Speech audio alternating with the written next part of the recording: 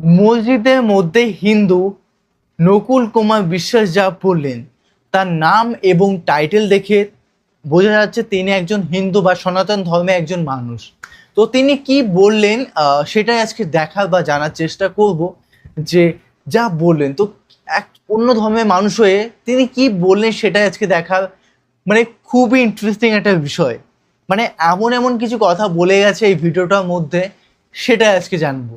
এবং চ্যানেল যদি নতুন হয়ে থাকো ফটাফট সাবস্ক্রাইব করে দিও, আর পাশে থাকা বেল আইকনটি টং করে বাজিয়ে দিও, একটা লাইক করে দিও।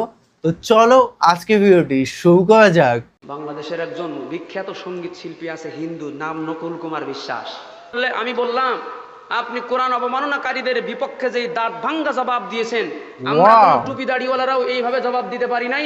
তো আমি ছোট মানুষ, আপনার একটু সম্মাননা দিতে চাই। কয় কোন জায়গায় দিবা? আমি বললাম বাংলাদেশের জাতীয় মসজিদ বাইতুল মোকাররম মসজিদের মধ্যে দেবো। এটা 2016 সালের কথা, তখন আমি আরো ছোট। তুমি টাকায় পারবা? আমি বলি পারি কিনা আপনি একটু দাওয়াত কবুল করে নেন, দেখেন কি হয়। তিনি বললেন ঠিক আছে নিলাম। আমি আয়োজন করলাম বাংলাদেশের বড় বড় ওলামায়ে কেরামকে অতিথি করে জাতীয় মসজিদের সঙ্গেই ইসলামিক ফাউন্ডেশন অডিটোরিয়ামের মধ্যে একটি প্রোগ্রামের আয়োজন করলাম।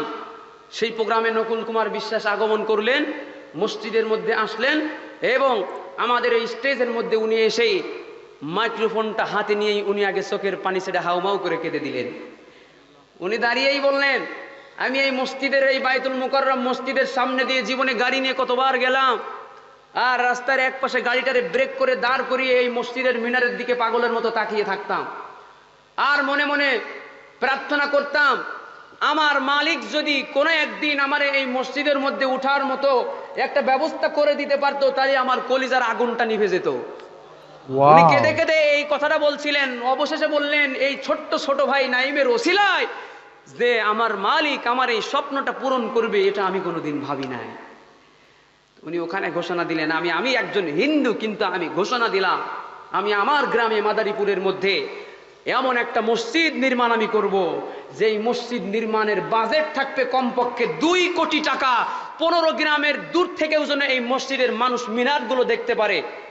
বুঝেন নাই?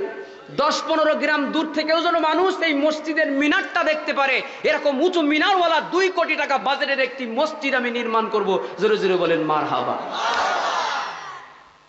উনি ওখানে দাঁড়ায় গিয়েছিলেন, বলবো ধ্বংস হয়ে যায় যদি আগুনে লেগে, ধ্বংস হয় পৃথিবীর সব বইয়ের দোকান, তবু বিশ্ব থেকে হারাবে না পবিত্র কোরআন। ঠিক কিনা? যদি আগুন লেগে ধ্বংস হয় পৃথিবীর সব বইয়ের দোকান, তবু বিশ্ব থেকে হারাবে না পবিত্র কোরআন, তবু বিশ্ব থেকে হারাবে না পবিত্র কোরআন। করবে কেমন করে কোরআন ধ্বংস? আগুনের তেজ আসে বিশ্ব ভরা লক্ষ লক্ষ কোরআনের হাফেজ। করবে কেমন করে কোরআন ধ্বংস?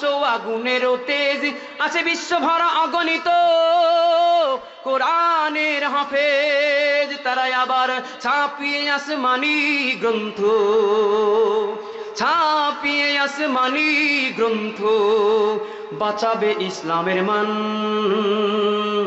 তবু বিশ্ব থেকে হারাবে না পবিত্র কোরআন, তবু বিশ্ব থেকে হারাবে না পবিত্র কোরআন। যদি আগুন লেগে ধ্বংস হয় পৃথিবীর সব বইয়ের দোকান, যদি আগুন লেগে ধ্বংস হয় পৃথিবীর সব বইয়ের দোকান, তবু বিশ্ব থেকে হারাবে না পবিত্র কোরআন, তবু বিশ্ব থেকে হারাবে না পবিত্র কোরআন। দেখো কোরআন নিয়ে করলো কেহ আদালতে কেস, লিখলো সালমান রুশদি বিদ্বেষপূর্ণ স্যাটানিক ভার্সেস। কোরআন নিয়ে করলো কেহ আদালতে কেস, লিখলো সালমান রুশদি বিদ্বেষপূর্ণ স্যাটানিক ভার্সেস। তবু আল কোরআনের নূরের বাতি, আল কোরআনের নূরের বাতি সারা বিশ্বে দীপ্তিমান, তবু বিশ্ব থেকে হারাবে না পবিত্র। এই বাঁশিটা বন্ধ করেন না, শুনেন না আপনারা? এগুলো পেছনে বাঁশি বাজাইতেছে। তবু বিশ্ব থেকে হারাবে না পবিত্র কোরআন, তবু বিশ্ব থেকে হারাবে না পবিত্র কোরআন। যদি আগুন লেগে ধ্বংস হয় পৃথিবীর সব বইয়ের দোকান, তবু বিশ্ব থেকে হারাবে না পবিত্র কোরআন, তবু বিশ্ব থেকে হারাবে না পবিত্র কোরআন। দেখো পাকিস্তানের জিয়া মরল দুর্ঘটনায় ভাই, পাকিস্তানের জিয়া মরল দুর্ঘটনায় ভাই, তার বিমান পুড়ে ছাই হইল, তবু কুরআন পড়ে নাই। আল্লাহু আকবার। এখানে মুরব্বী যারা আছেন তারা জানেন পাকিস্তানের সাবেক প্রেসিডেন্টের নাম হচ্ছে জিয়াউল হক। উনি বিমান দুর্ঘটনায় ইন্তেকাল করেছিলেন, বিমান পুড়ে ছাই হয়ে গিয়েছে, যাত্রীগুলো পুড়ে ছাই হয়ে গিয়েছে, উনি নিজেও পুড়ে গিয়েছেন, কিন্তু বুক পকেটের মধ্যে থাকা ছোট্ট কোরআন শরীফের মধ্যে কোনো আগুনের ছোঁয়াও লাগে নাই। আল্লাহু আকবার। দেখো পাকিস্তানের জিয়া মরল দুর্ঘটনায় ভাই, পাকিস্তানের জিয়া মরল দুর্ঘটনায় ভাই, তার বিমান পুড়ে ছাই হইল, তবু কুরআন পড়ে নাই। এটাই আমার বিশ্ব নবীর সাধনার ধন, বিশ্ব নবীর সাধনার ধন, নকুল কয় রব্বুলের দান, তবু বিশ্ব থেকে হারাবে না পবিত্র কোরআন, তবু বিশ্ব থেকে হারাবে না পবিত্র কোরআন। যদি আগুন লেগে ধ্বংস হয় পৃথিবীর সব বইয়ের দোকান, তবু বিশ্ব থেকে হারাবে না পবিত্র কোরআন, তবু বিশ্ব থেকে হারাবে না পবিত্র কোরআন, তবু বিশ্ব থেকে হারাবে না পবিত্র কোরআন। মুসলমান ভাইরারে আমার, তো বক্তা বয়ানের মঞ্চে বসে কথা বলতেছে, তো পাশের আসনে বসা সভাপতি বসে বসে বক্তা সহ এখানে বসে বসে এরকম সেলফি তুলতেছে, আছে না নাই? এরকম ঘটনা আমার সাথে ঘটেছে, ছাড়ি নাই। মানুষটা ছোট হতে পারি, কিন্তু কোয়েল যেটা আল্লাহ বড় দিছে। পাওয়ারওয়ালা লোক, বিরাট পাওয়ারওয়ালা লোক, তারে বসায় দিছে, ঝাড়ি দিয়ে বসেন এখানে। এটা সামাজিক কোনো অনুষ্ঠান না, এটা আখিরাতের অনুষ্ঠান, এটা পাগলদের অনুষ্ঠান। এখানে যখন আমরা বসি তখন আমরা আল্লাহর পাগল হয়ে যাই, কোনো ডিস্টার্ব করলে মাথায় কাজ করে না, ঠিক কিনা?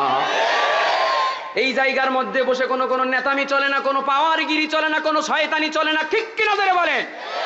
বয়ানের মধ্যে যদি তুমি কাউন্টার দেওয়ার চেষ্টা করো, তাহলে ইমাম সাহেব কোন বয়ান করবে আর বক্তা কোন বয়ান করবে, এটা জানতে হলে তোমার কমপক্ষে 12 বছর মাদ্রাসার মধ্যে পড়াশোনা করে আসতে হবে। তারপরে তুমি বলতে পারবা, তারপরে তুমি বলতে পারবা। না জেনে শুনে আন্দাজে বলবা হুজুর কোরআন হাদিসের কথা কান, তো হুজুর কি এখান থেকে কি গীতা বাইবেল থেকে কথা বলে নাকি? কথাবার্তা বুঝে শুনে আলেমদের সঙ্গে আচরণ করা দরকার। সত্যের পক্ষে গান গাই বলে আমি বিদ্রোহী, সত্যের পথে ডাকি বলে আমি বিপ্লবী, সত্যের পক্ষে গান গাই বলে আমি বিদ্রোহী, সত্যের পথে ডাকি বলে আমি বিপ্লবী, কোরআনের কথা বলি তাই বলে আমাকে মৌলবাদী, কোরআনের কথা বলি তাই বলে আমাকে মৌলবাদী, জিহাদের কথা বলি তাই বলে আমাকে জঙ্গিবাদী। আমি বিদ্রোহী, বিদ্রোহী বিপ্লবী মৌলবাদী, কেন জঙ্গিবাদী? বিদ্রোহী বিপ্লবী মৌলবাদী, কেন জঙ্গিবাদী? বিপ্লবী বিদ্রোহী মৌলবাদী, কেন জঙ্গিবাদী? জন্মের পরে কানে আজান কি দেয়নি, তুমি মৌলবাদী ছাড়া হওনি। জন্মের পরে কানে আজান কি দেয়নি, তুমি মৌলবাদী ছাড়া হওনি।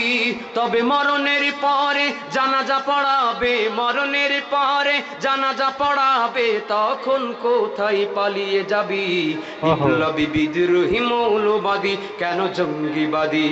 বিপ্লবী বিদ্রোহী মৌলবাদী, কেন জঙ্গিবাদী?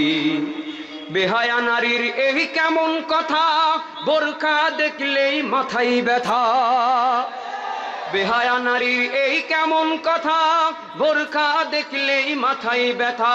তবে পর্দার কথা যদি বলি, তবে পর্দার কথা যদি বলি, তখন হই আমি ফতোয়াবাজি। বিপ্লবী বিদ্রোহী মৌলবাদী, কেন জঙ্গিবাদী? বিপ্লবী বিদ্রোহী মৌলবাদী, কেন জঙ্গিবাদী? সত্যের পক্ষে গান গাই বলে আমি বিদ্রোহী, সত্যের পথে ডাকি বলে আমি বিপ্লবী, কোরআনের কথা বলি তাই বলে আমাকে মৌলবাদী, কোরআনের কথা বলি তাই বলে আমাকে মৌলবাদী, জিহাদের কথা বলি তাই বলে আমাকে জঙ্গিবাদী। আমি বিদ্রোহী, বিদ্রোহী বিপ্লবী মৌলবাদী, কেন জঙ্গিবাদী? বিদ্রোহী বিপ্লবী মৌলবাদী, কেন জঙ্গিবাদী? বিপ্লবী বিদ্রোহী মৌলবাদী, কেন জঙ্গিবাদী? কি মনে করে ওই হনুমান দাড়ি টুপি দেখলেই তালেবান? কি মনে করে ওই হনুমান দাড়ি টুপি দেখলেই তালেবান? তবে সিংহের চেয়েও বেশি ভয় পাই, বাঘের চেয়েও বেশি ভয় পাই মাথায় পাগড়ি দেখে যদি। বিপ্লবী বিদ্রোহী মৌলবাদী, কেন জঙ্গিবাদী? বিপ্লবী বিদ্রোহী মৌলবাদী, কেন জঙ্গিবাদী? বিপ্লবী বিদ্রোহী মৌলবাদী, কেন জঙ্গিবাদী? আপনারা নাকি গজল শুনতে চাইছেন, মারহাবা দিল দুইজন, এইসব লোকের গজল শোনানো যায়? পছন্দ হয় না, আওয়াজ পছন্দ হয় না, আরো জোরে লাগবে। এই দাঁড়ানো ভাইরা একজনও আওয়াজ করে নাই, বসা লোকগুলো চুপ থাকবেন। দাঁড়ানো ভাইরা একটা মারহাবা দেন তো, মারহাবা। আপনারা কথা কন, ওনাদের একটু পরীক্ষা নিন না। দাঁড়ানো ভাইরা রেডি? একটু জোরে একটা মারহাবা দেন তো ভাই, দি মারহাবা। সত্যি মানে হুজুরের ভিডিও ফার্স্ট টাইম দেখলাম, এত সুন্দর এক্সপিরিয়েন্স হবে আমার লাইফে। অসাধারণ ওয়াচ করার কোনো সন্দেহই নেই। কথাবার্তাও অনেকটা ডিসিপ্লিন এবং মানুষকে বোঝানো অনেক অনেক বেশি ক্ষমতা ওনার। এবং মানে 10 মিনিট কয়েক সেকেন্ডে মনে হচ্ছে কেটে গেল, মানে এত সুন্দর ওয়াচ। মানে মাহফিলগুলো অসাধারণ লাগে। বক্তা যদি অনেকটাই বেশি কথা সুন্দর বলেন, আশা করি সবার বেশ ভালো লাগে। তো তোমাদের কেমন লাগলো আজকে ভিডিওটি অবশ্যই অবশ্যই কমেন্ট বক্সে কমেন্ট করে জানাও, এবং কী ধরনের ভিডিও রিয়াকশান চায় সেটাও কমেন্টে কমেন্ট করে জানিয়ে দিও। তো চলো guys, bye bye, take care.